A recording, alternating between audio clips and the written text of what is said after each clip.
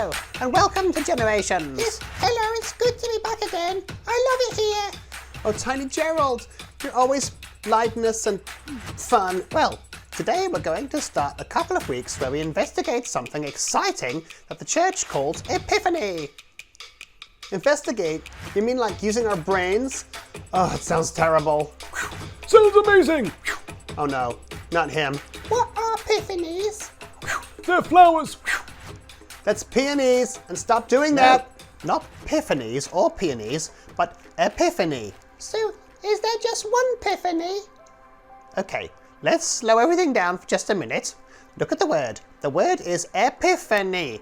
It's a word that means suddenly realizing something, or means God revealing himself. Epiphany. Yes.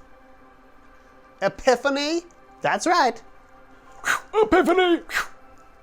Okay, that's really getting on my nerves now. So, what do you mean, Letitia, that we're going to investigate the word epiphany? Yeah, because if what you mean is like we're all going to look at it and look at the origins of the word and get boring, then I'm out. I got millions of people expecting me to show up, and I've got 7 movie offers I need to consider. You're lucky I'm here. Do you know who investigates things? Detectives do? Yes, and I was kind of hoping that we could investigate this like detectives. That's brilliant. We were all detectives from New York in the olden days. Oh my gosh, that actually sounds amazing. It could be like a miniseries starring me, Blondie McGinger, in the lead role, as a beautiful but troubled detective with a tragic and complicated backstory. Well, what a great idea. Let's do that. And remember, we're detectives, not spies. I'm not a spy! No, detectives. We are detectives. Okay, let's get ready, everyone. Off you go, off you go, off you go. Now, while we get ready, pause the video for a moment and think about this. Epiphany is about God revealing himself to humans, showing himself to us. Why don't you take a moment to tell each other something about yourself that you think no one else in the room knows about you? See you in a minute. Who knows what Blondie's going to escalate this into? Woo!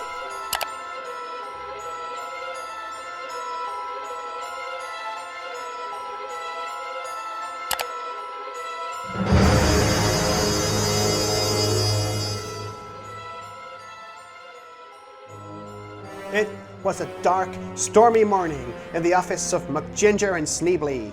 The beautiful and deeply troubled detective, fighting to make her way in a man's world, was pacing the office when suddenly there was a knock at the door. Help! Help! I need your help! Come on in if you're not scared of the truth. I need your help! I've been to everyone I tell you, and no one round here can give me anything. That's because none of them are as good as us here at Ginger and Schneebly. And who are you? Blondie McGinger's the name. McGinger of McGinger and Schneebly. And where's Mr. Schneebly? Oh, I knew you'd ask that question. Well, Schneebly, my business partner, brother, and protector, went out to buy a hot dog 15 years ago, and I've never seen him since. I was fending for myself these past... McGinger, help me! Help me! Help me! Okay, relax, my tiny friend. There's no mystery I cannot solve. What's your question? Well, my question is, what is God like? Wait, what? What is God like? Okay, stop right there, my pocket-sized protagonist. People have been asking that question for like 1,000 years. What makes you think that anyone, anywhere, has the answer? Because the other night, I was in my house all alone, and I felt like God was speaking to me, and I thought I could feel him, and then I remembered that all around the world, there are literally billions of people who say they can pray, and when they pray, they feel like God answers them, and they say that God is real, and he's making a big difference in their lives, and they also say that he shows himself to them as well. Okay, I suppose that is quite a good reason to investigate. Yeah. Okay, I'll take the case. Oh, brilliant. First, I think we need to see my friend and undercover spy agent, Frederick Bogart Bradbury. He lives in the secret tunnels underneath New York. Are you ready to come with me and see if we can become the God Detectives? What? You mean I can investigate this with you? Too right. I mean, you're small, but look, I'm sure you can handle the pressure. Oh, this is so exciting. Let's do this, let's do this. Okay, so you know my name, but like, what's yours, my petite new partner? Oh, my name is Garlo. Barry Garlo. Okay, Garlo. This evening at exactly 11:39 p.m., meet me at the corner of Hudson and Blue Slack by the florist and the bagel store. I'll take you under the city and we'll meet with Bogart Bradbury to get the first piece of our puzzle. How does God reveal himself to us? Okay, bye. Okay, bye. It was a risk. It was a big question. But if there was one woman for the job, it was gonna be me, McGinger. She was outrageously beautiful and cunning as 100 owls at a conference on cunningness. But would Bradbury give us the start we needed? One thing was sure. McGinger needed to put Schneebly behind her. It was time for her to move on. Whew.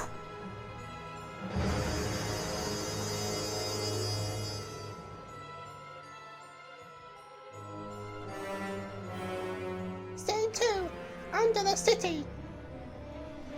Is this the place, McGinger? That's right, Garlo. Bogart Bradbury lives in these tunnels. He's been living here for the last 4 years, running from those he brought justice to, living from the scraps of food we chuck away and the dregs of the love that he lost. Oh, so where is he? Oh, you never tell when he's going to show up. Who's there? It's me, Bogart Bradbury, McGinger, and this is my new partner, Barry Garlo. And what you want? We want to know the answer to how God has revealed himself to people. Fire is the answer. Oh no, a super cryptic answer is not what I was hoping for. Fire that does not burn, and a man who cannot talk. But what does that all mean? Seek out the one they call Cow. Oh no, not her. Seek her out, and all will become clear. He's such an amazing spy. I'm not a spy. Who did he mean?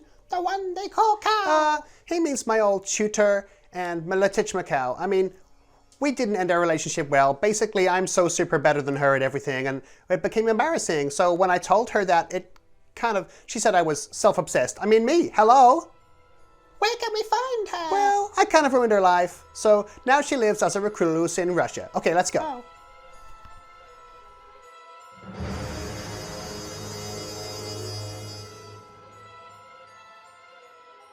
Scene 3. Letichma's reclusive house in Russia. And you have the gumption to come back and see me, McGinger? I don't like it any more than you do, my old teacher, but this is how it has to be. I wonder if you can help us. We're trying to find out how God reveals himself to people, and all we have are some crazy clues from a monkey in the basement. You took him to see Bogart Bradbury? Like we had a choice. And what did he tell you? He said we needed to ask you about fire that does not burn and a man who cannot talk. What does it mean? Aha. He means a man called Moses who found public speaking difficult. Moses? Moses was a man a long time ago. He lived in Egypt where the Hebrew people were slaves. He had been brought up in Pharaoh's palace, but then he'd become angry at the way Pharaoh was treating his people. He'd killed someone and run away. Well, okay, this does sound like my kind of dark, twisted story. What does all of that got to do with God revealing himself, though? Let me tell you. One day while Moses was living in the desert, he was looking after some sheep and he saw a bush that was on fire. But this fire did not burn the bush away. It kept on burning. And then, from the fire, a voice called his name. It told him that he had heard the cries of the people of the Hebrews and it was time to set them free. God wanted to free people from being slaves? And he was going to send Moses to the Pharaoh to be God's voice. Like Moses was some kind of middle person between God and the Egyptians? That's right, yes, exactly.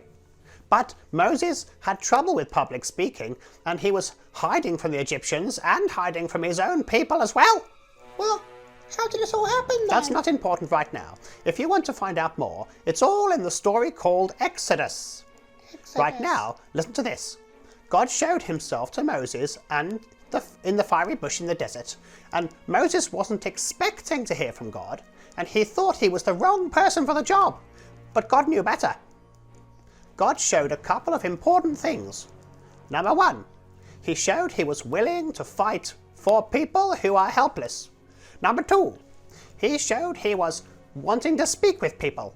Number three, he showed he wants to work with us as humans to make changes here in the world. Number four, he showed he cares.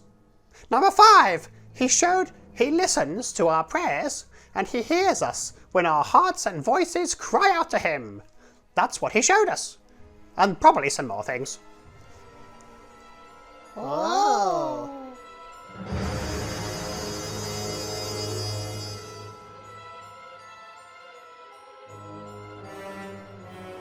Scene 4, back in the amazing office. McGinger, I think we've found out lots about how God has shown himself to us and who he is from just that teeny part of one story. He showed that he's willing to fight on our behalf, he wants to speak to people, and he shows that he wants to work with us to make these changes, and he cares, and he listens to our prayers. I mean, that's all amazing. I know. And you know what? It's just the tip of the proverbial iceberg, my flea-sized friend. Now, there's another person I know we can go to, a mysterious and well-named Patrick McGooglebottom. He's the weirdest person in this city, and he lives as a homeless person under the Brooklyn Bridge. His words are wiser than a conference of philosophers who've just read everything in the world. Well, let's go there now. Sadly, he's only there every 5th Tuesday of the month, but we can go there in 3 days, because that's like when they're happening. Okay, until then, you go home and think about everything. Oh, okay, bye. Okay, bye. And with that, McGinger's new partner, Barry Garlow, stepped out into the dark, rainy streets. Would they find out more? Would Patrick Googlebottom be there? What did it all mean? Only you can find out next time in The God Detectives, starring me, Bundy McGinger.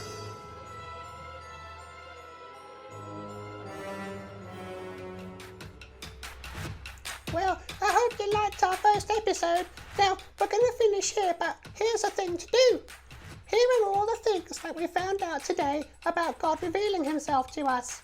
Write them all down and then cut them out and try to put them into the order that you think is the most important. Then, can you choose one that you think you would like to be known for yourself? Okay, see you next time on The God Detectives. Bye-bye.